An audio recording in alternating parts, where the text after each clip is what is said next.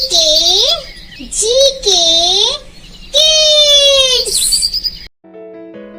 Smart कुत्ता और गुप्त सुरंग। गांव मोतीपुर अपनी हरियाली, शांत वातावरण और मेहनतकश लोगों के लिए जाना जाता था। यह गांव अपने आप में स्वर्ग जैसा था, जहां हर कोई खुशहाल और मिलनसार था। लेकिन कुछ हफ्तों से गांव के लोगों के चेहरों पर चिंता की लकीरें दिखाई देने लगी थी। गांव में लगातार हो रही चोरियों ने सभी को परेशान कर रखा था। कोई नहीं समझ पा रहा था कि इतनी चुपचाप, बिना किसी सुरंग के चोरियां कैसे हो रही थी। सबसे चौंकाने वाली बात यह थी कि चोर कोई दरवाजा या ताला नहीं तोड़ते थे। गांव के लोग ताले लगाकर चैन से सो जाते और अगली सुबह जागने पर पता चलता कि उनके घरों से कीमती सामान गायब हो गया है। कुछ लोगों ने सोचा कि ये चोर शायद गांव के बाहर से आ रहे होंगे, तो कुछ ने कहा कि ये किसी गुप्त दरवाजे से आते होंगे, लेकिन कोई पक्का नहीं कह सकता था कि असल में हो क्या रहा है। रमेश, जो गांव का एक साधारण किसान था, इस समस्या से बहुत चिंतित था। उसकी सबसे बड़ी ताकत उसका प्यारा और समझदार कुत्ता रॉकी था। रॉकी किसी साधारण कुत्ते से कहीं ज्यादा था। उसकी सूंघने की शक्ति बहुत तेज थी और वह अपने मालिक रमेश की हर बात को बिना कहे समझ जाता था। गांव में उसकी वीरता और बुद्धिमानी के किस्से मशहूर थे। रमेश ने सोचा कि शायद रॉकी इन चोरियों का रहस्य सुलझाने में मदद कर सके। एक सुबह रमेश ने रॉकी को गांव के सरपंच के घर ले जाने का फैसला किया।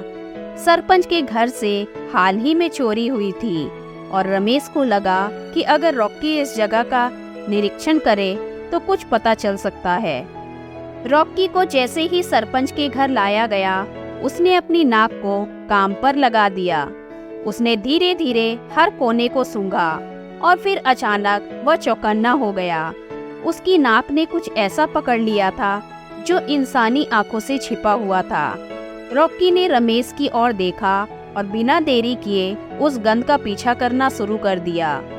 रॉकी गांव के दक्षिण हिस्से की ओर दौड़ा, जहां एक पुराना और सूखा कुआं था। यह कुआं अब इस्तेमाल में नहीं आता था और गांव के बच्चे भी इसके पास खेलने नहीं जाते थे, क्योंकि यह बेहद डरावना और खस्ता हाल हो चुका था। उसके आसपास बड़ी बड़ी झाड़ियां और घास उग आई थी। लोगों ने इस कुएं के बारे में अजीब कहानियां भी सुनाई थी, जैसे कि इसमें आत्माएं रहती हैं या यह कुआं स्थापित है। रॉकी ने कुएं के आसपास सूंघते हुए रमेश को इशारा किया कि कुछ अजीब हो रहा है। वह कुएं के पास पहुंचा और वहां एक ऐसी जगह पर ध्यान दिया जहां की जमीन बाकी जगह से अलग दिख रही थी। रमेश ने गौर से देखा तो पाया कि वहां झाड़ियों के नीचे एक छुपी हुई गुप्त सुरंग थी।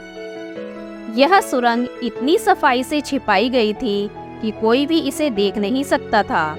रमेश को अब समझ आने लगा था कि चोर आखिरकार कहां से आ रहे हैं। यह सुरंग गांव के अंदर ही कहीं से जुड़ी हुई थी। बिना वक्त गवाए रमेश और रॉकी ने सुरंग के अंदर जाने का फैसला किया। सुरंग के अंदर घुसते ही चारों ओर घना अंधेरा छा गया। यह सुरंग बहुत संकरी थी और वहां की हवा बहुत ठंडी और सीलन भरी थी। रमेश को थोड़ा डर लग रहा था, लेकिन रॉकी आत्मविश्वास से भरा हुआ था। उसने अपनी तेज सूंघने की शक्ति का उपयोग करते हुए सुरंग में आगे बढ़ना शुरू कर दिया।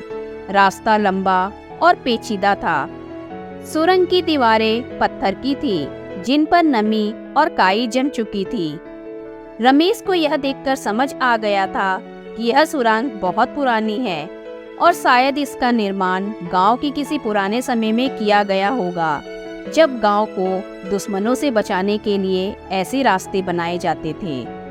आखिरकार काफी देर चलने के बाद सुरंग के दूसरे छोर पर हल्की सी रोशनी दिखाई दी। रॉकी ने अपनी चाल तेज कर दी और रमेश भी उसके पीछे पीछे चलता गया। जब वे रोशनी के करीब पहुंचे तो उनके सामने एक गुप्त तहखाना था। वहां चोरी किया हुआ सामान बिखरा हुआ था। गहने, सोने चांदी के बर्तन, पैसे और बहुत सारे कीमती सामान।